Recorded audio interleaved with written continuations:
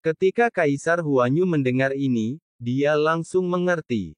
Ini karena ada kekuatan besar yang mencoba menelan kekuatan di sekitar Laut Semesta Selatan, dan karena dosanya tidak serius, dia mampu bertahan hidup. Keempat Kaisar Dewa yang mati memang sangat berdosa dan memiliki reputasi yang sangat buruk di sini. Namun, karena negara kuno Tianhuang melakukan ini secara terbuka, bukankah mereka takut akan pertentangan dari kekuatan tersembunyi lainnya? Bolehkah aku bertanya siapakah yang mulia? Kaisar Dewa Bulan Hantu bertanya dengan nada bingung, ingin mendapatkan jawaban. Tuanku adalah Tuan Qin Chen dari Laut Semesta Selatan, yang baru-baru ini membunuh penguasa langit, leluhur klan bayangan, leluhur masyarakat naga hitam, dan Camilla dari klan Kaisar Mayat Hidup, mengusir penguasa Daoro Abis, dan menyelamatkan banyak orang kuat di reruntuhan 10.000 dewa. Leluhur binatang Komodo berkata dengan tenang. Apakah itu dia? Kaisar Dewa Huanyu terkejut, dan segera berlutut dengan hormat tanpa ragu-ragu, berkata, Huanyu, aku bersedia mengikuti Tuan Qin Chen. Tidak banyak orang dalam sejarah Laut Semesta yang telah menyebabkan badai sebesar itu. Ketika Kaisar Dewa Huanyu mengetahui bahwa orang itu berasal dari Laut Semesta Selatan, dia sudah tahu di dalam hatinya bahwa dia mungkin tidak memiliki kedamaian di sini. Kematian empat Kaisar Dewa sebelumnya adalah jawabannya. Dengan kekuatannya saat ini, jika dia meninggalkan wilayah Huanyu Xianzong, kemana dia bisa pergi? Sekalipun dia adalah Kaisar Dewa yang kuat, jika dia tidak memiliki kekuatan untuk mengolahnya, dia hanya rumput liar yang tak berakar.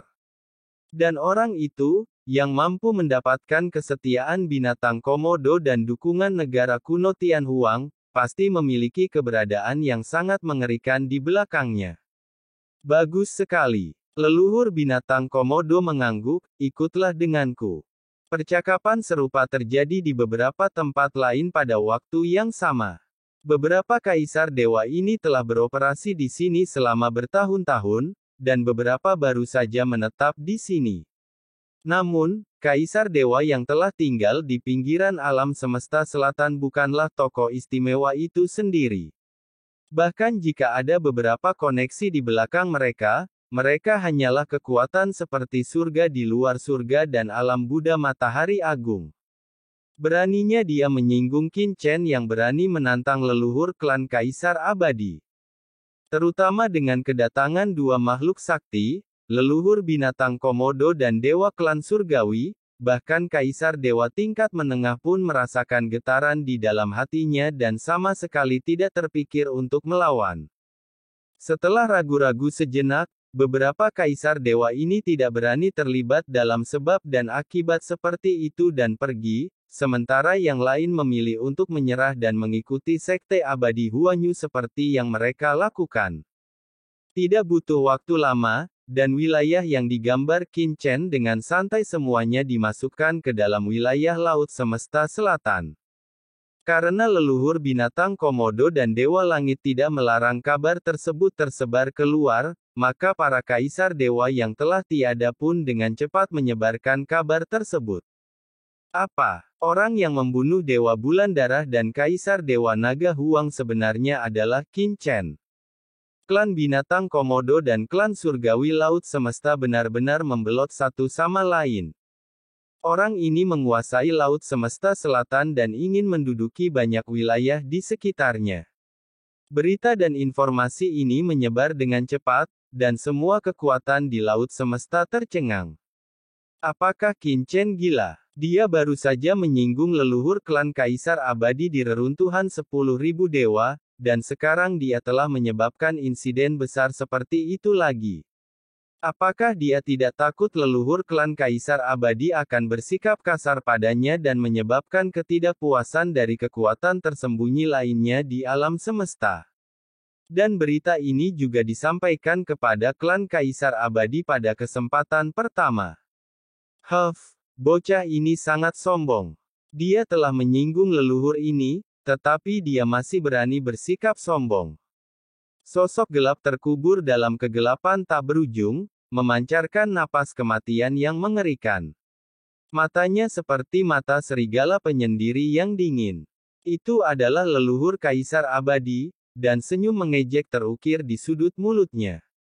Ia berdiri, dan dengan suara gemuruh, napas kematian yang tak berujung melonjak, bagai air laut yang mendidih, menyapu ke sekeliling. Di bawah, sosok yang menjulang tinggi mengangkat kepalanya dan berkata dengan mata dingin, "Leluhur tua, perilaku anak laki-laki ini menunjukkan bahwa dia tidak menaruh dendam padamu. Apakah kamu ingin?" Dia mengangkat tangannya dan membuat gerakan menyeka lehernya. Orang ini adalah patriark klan Kaisar Abadi saat ini dan seorang pembangkit tenaga listrik tingkat Kaisar Dewa Puncak. Sekarang aku baru saja dihukum, meskipun itu hanya hukuman ringan, banyak kekuatan di laut semesta masih agak tidak puas denganku sejak lelaki tua Kuji berbicara. Leluhur generasi ketiga dari negara kuno Tianhuang telah melindungi anak ini. Akan baik-baik saja jika aku bisa membunuh anak ini dengan satu pukulan. Begitu anak ini lolos, aku khawatir tidak akan mudah untuk menutupinya. Leluhur klan Kaisar Abadi memiliki mata dingin. Bukannya dia tidak ingin mengambil tindakan, tetapi dia telah gagal sekali sebelumnya. Jika dia gagal lagi, bahkan jika dia adalah Kaisar Dewa Dimensi Tinggi, dia tidak akan melepaskannya semudah sebelumnya. Anak itu, meskipun kultivasinya tidak kuat, kekuatannya sangat aneh.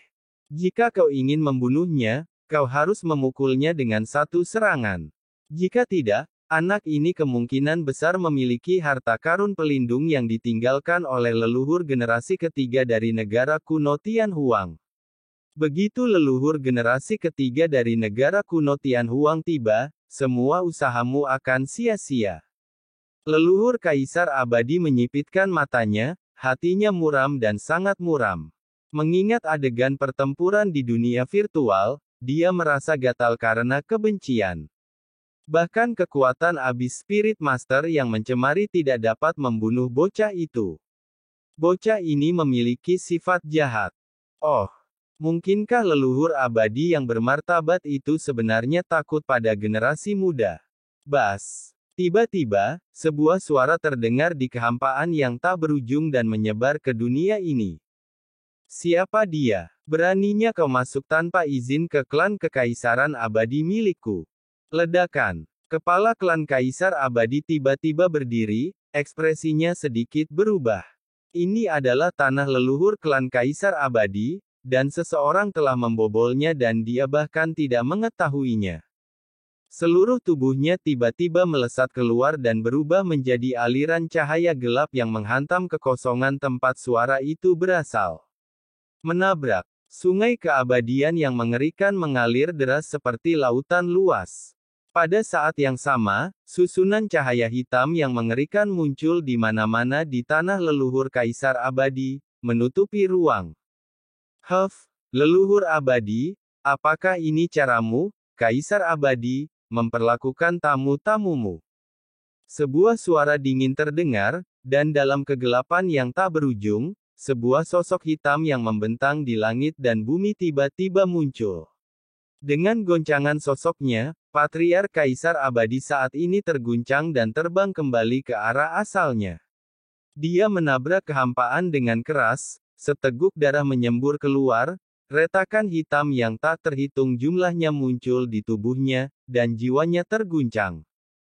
Siapakah orang berdimensi tinggi ini? Patriark Kaisar Abadi, Kaisar Dewa Burung Mati, tampak terkejut dan marah. Leluhur klan Kaisar Mayat Hidup tiba-tiba berdiri, menatap bayangan gelap tak berujung di depan dengan mata dingin, dan berkata dengan suara yang dalam, "Tuan Abis, apa yang membawamu ke sini?"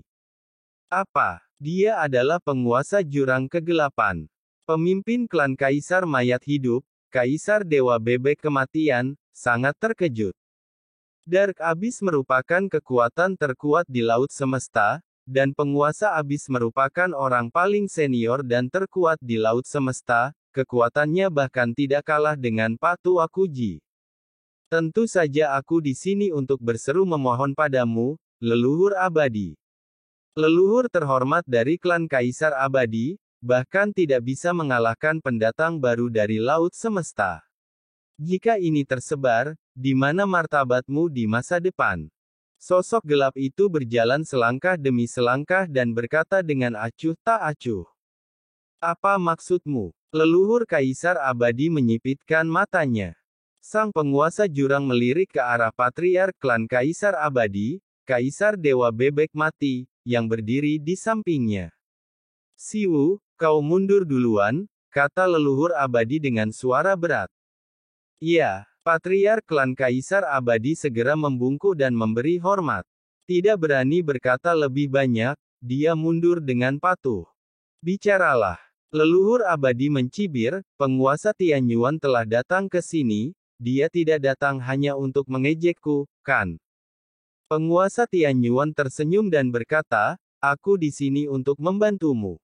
Membantuku. Petik 2. Ya, kamu dan Qin Chen telah bertarung sampai mati untuk waktu yang lama. Alasan mengapa kamu tidak mau mengambil tindakan mungkin karena leluhur generasi ketiga dari negara kuno Tianhuang ada di sini. Kamu tidak yakin dan takut menimbulkan masalah lagi. Tetapi bagaimana jika aku dapat menghentikan leluhur generasi ketiga dari negara kuno Tianhuang untukmu? Penguasa Tianyuan tersenyum. Kau membantuku menghentikan leluhur generasi ketiga dari negara kuno Tianhuang. Apa yang ingin kau capai? Leluhur dari klan Kaisar Abadi mencibir, kita semua adalah orang tua selama bertahun-tahun, jangan katakan bahwa kau hanya ingin membantuku tanpa meminta imbalan apapun. Haha, tentu saja aku punya tujuan, aku hanya punya satu permintaan. Penguasa Tianyuan menatap leluhur abadi, setelah Qin Chen meninggal, aku menginginkan jiwanya. Bahkan jika jiwanya hancur, pecahan jiwanya harus diberikan kepada leluhur ini. Penguasa Tianyuan berkata dengan mata menyipit. Hati leluhur abadi tergerak, apakah Qin Chen ini memiliki asal-usul yang khusus?